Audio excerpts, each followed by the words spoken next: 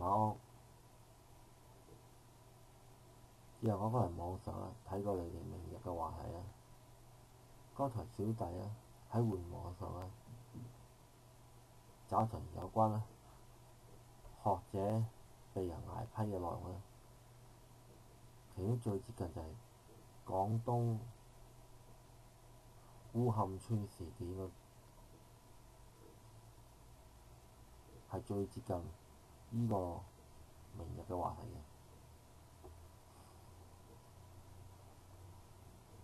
可惜啊，你呢個話題嚟啦，唯一欠缺一位嘉賓叫戚其行，唔係咁誇張啊，係咪咁下？因為天與地，因為喺國內成為首個華語禁播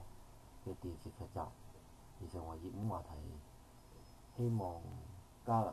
明天嘅時事論壇討論呢，就當係啊！你有冇留意中國國內嘅情況？係近幾年中國人民嘅 GDP 值好多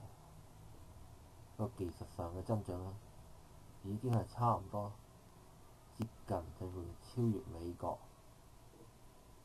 同個國民生產 GDP 值計算啊，以現今技術嚟分析嚟講啦，每個中國人唔單止可以出錢買家電買車，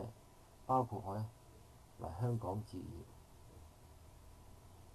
出錢帶老婆嚟香港生 BB， 讓我哋偉大人民祖國嘅每個人嘅平均收入幾充裕。當然我哋關心國內嘅少數被忽略同埋歧視嘅低下階層人士。我至於你哋明天話題啊，我引用近排電視嘅《天與地》為例。如果香港，假如我哋香港學中國大陸係冇人去批評嘅，每個人生活喺一個倒模嘅環境，我哋思想、我哋教育、我哋言論自由、我哋所收資訊係經過倒模先接受到嘅，人人都一樣。請問全香港嘅父母會願意讓仔女留喺香港繼續發展？而作為中國國民，會唔會帶自己嘅妻兒嚟香港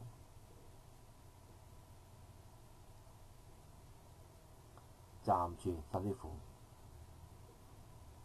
分享香港嘅公立醫院，為下一代領出香港嘅身份證，為下一代接受未來更美好教育呢？所以近排有一個名言就係 The city is dying, you know， 都講得幾啱啊！如果冇人出聲嘅話，有得個政策錯落去嘅話，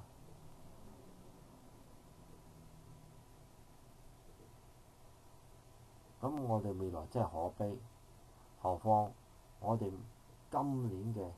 香港通識科教育裏面，其中有好多通識問題咧，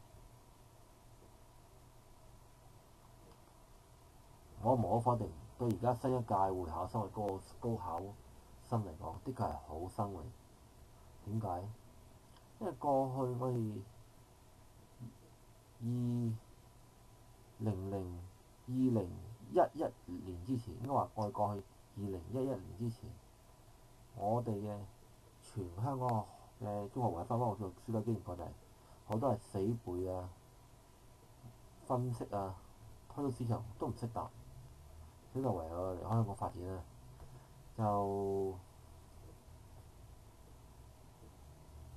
有幸小弟嚟當年離開香港發展，先能夠見識外面嘅世界。都好慨嘆啦，當年我哋嘅中學會考冇收入通識科問題。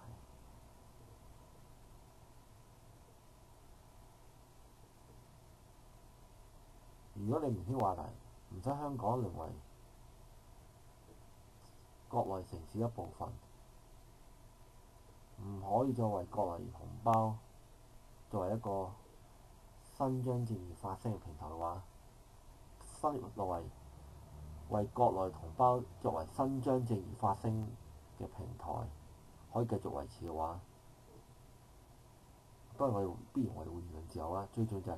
國內同胞都唔使香港衰嘅，所以我覺得你哋唔使擔心未來23條啦，未必你成日食，因為咧國內嘅人民，包括烏坎村嘅人民，全中國大人民可以有心嚟香港作為自由行嘅國內僑胞，都會支持香港繼續實行一國兩制，唔係未來嘅健康民主步伐發展。多謝各位。